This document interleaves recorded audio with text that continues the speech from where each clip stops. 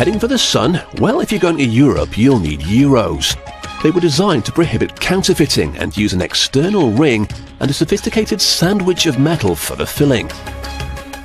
Life for these high-tech coins starts out here at this enormous scrap metal junkyard, where mountains of recycled copper are being prepared for use.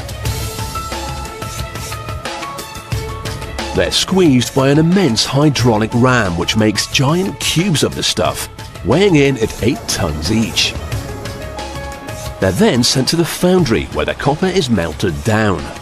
Molten copper leaves the furnace at 1200 degrees Celsius, emitting brilliant green flames. But this is only the first step. We've got the copper into a workable form, but there's still plenty more to do. First, the metal must be cooled. The two enormous slabs that emerge from the machine weigh 70 tons between them, and you could press about 2 million coins from them in all. They're chopped up into 5-meter long chunks. Then it's time for some hot rolling. To hot roll the metal, it's heated to about 900 degrees Celsius. That's the hot bit. Then the metal is pressed back and forth between a series of rollers to spread it out. Hot metal is far easier to manipulate than cold. So by pressing it through the rollers, the factory ends up with a really long sheet of copper. This form is far better for making coins than a big lump.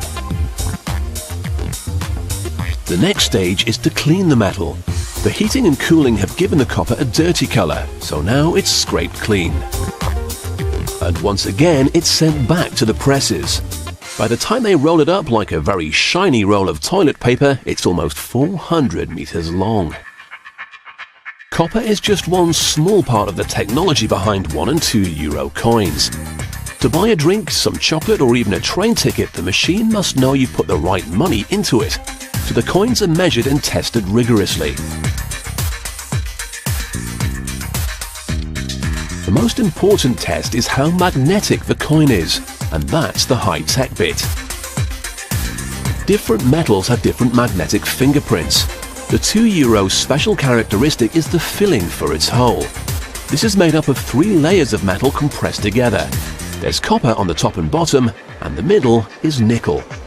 To make this filling, the different metals are fed into the machine and compressed together so hard they can't be separated.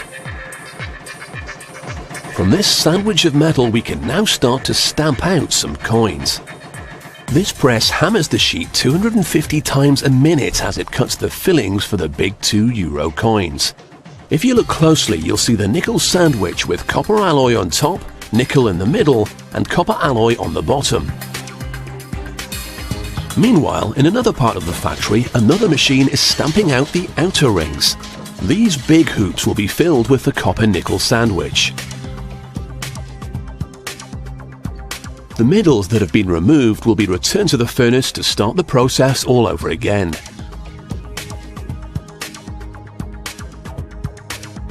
The rings are a little dirty, but a quick bath in acid mixed with ball bearings grinds away the filth, leaving them sparkling and ready to be turned into money. So we've got our outer rings and we've already made up the fillings, but there's still something missing. All of our pieces are blank bits of metal. A template is needed to turn them into coins. The engraver's job is to make the coin equivalent of a rubber stamp. This permanently marks the value onto the coin. Using an industrial press, he crushes a pattern onto the stamp block. It exerts 160 tons of pressure, so he's got to be very careful. The stamps are hardened in this furnace at 870 degrees Celsius. Without this treatment, the motif would disappear very quickly. But once it's been hardened, each stamp can engrave as many as 200,000 coins. The surfaces are scraped clean using fine glass to remove any imperfections. Then they're checked and polished before being put to work. The stamp is fitted into the machine. However, at this point we don't have any complete coins to stamp, but everything's about to come together. The ring is put into place and the filling dropped into the hole. The two are then placed under the stamp, which hammers them together.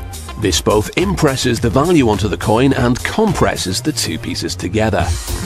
What emerges from the pipe is a brand new 2 euro coin ready to be spent. So by crushing together some ordinary copper and nickel, we end up with the elegant sophistication of the high-tech €2 coin.